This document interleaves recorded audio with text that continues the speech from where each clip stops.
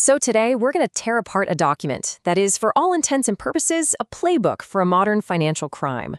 We're going to deconstruct it piece by piece to really understand the anatomy of a digital age check fraud scheme.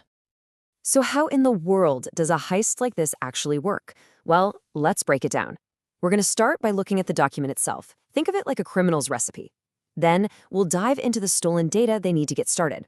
After that, we'll see how everyday apps get turned into weapons, walk through the actual forgery, and wrap up with the scammer's golden rule for not getting caught.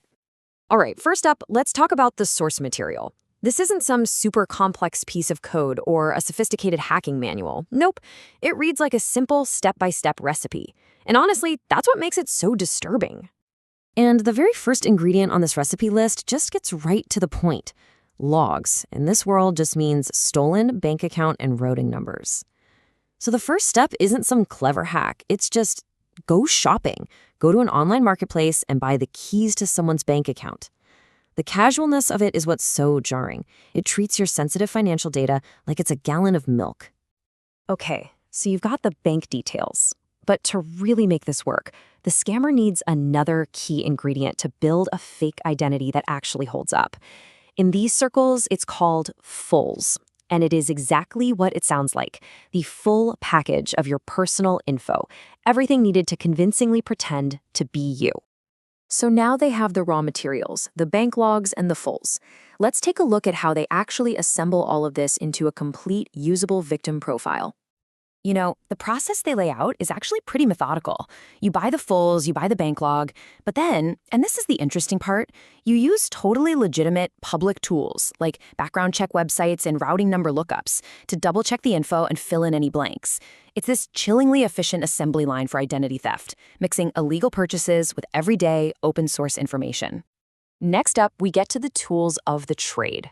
And this is where it gets really, really clever, because this whole scam doesn't rely on some custom-built virus. Instead, it takes legitimate everyday financial apps and turns them into weapons. And here it is, the one-two punch of the whole scheme. The document specifically names two real services. One, checkbook.io, becomes the forgery tool. You use it to create a digital check with the stolen bank details. The other, Ingo Money, becomes the cashing tool, used to deposit that fake check. Services designed for our convenience are twisted into the perfect instruments for a crime. So, let's put it all together. How does the actual heist go down? This is the moment where all the stolen data and weaponized apps combine to create and cash the fraudulent check. The logic is just so simple and clean, it's scary. You take the stolen bank account and routing number, the log, and use it to fund a check on checkbook.io. In a completely separate move, you use the stolen identity, the fulls, to create a believable account on Ingo Money. Then you just cash the fake check into some other account. Two platforms, two sets of stolen data, one single goal. But then you get to this part, and you just have to laugh. It's wild. In the middle of this slick digital crime, you get this instruction. The document literally tells you to print the digital check on a regular piece of paper and cut it out.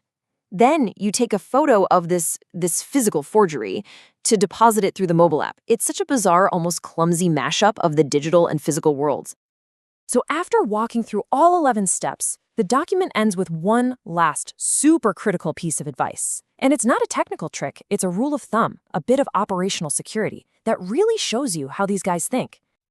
The entire strategy for not getting caught, for flying under the radar, really boils down to this one number. This is the key to making sure the heist goes unnoticed, at least for a while. So the crucial point is this final warning. Why under $5,000? Well, it's pretty simple, really. Financial institutions have automated tripwires. They have systems designed to flag big, unusual transactions for a human to look at. By keeping the amount small, the scammer is trying to just blend in with the noise of normal financial traffic and avoid setting off any of those alarms. It's calculated. So when we pull back and look at the whole thing, what do we see? We see a system. It's built on a foundation of stolen data, it's carried out using legit apps that have been turned into weapons, it mixes high-tech digital methods with low-tech physical ones, and it's all governed by a simple rule: to stay off the radar. It's a complete, repeatable anatomy of a modern crime. You know, deconstructing this recipe for a digital heist leaves us with a pretty big question. These tools were built to make our lives easier, right? To send and receive money with just a couple of clicks. But as this playbook shows, that very convenience can be turned against us, which makes you wonder, as everything in our financial lives gets faster and easier, who's actually shouldering all the new risks that get created along the way?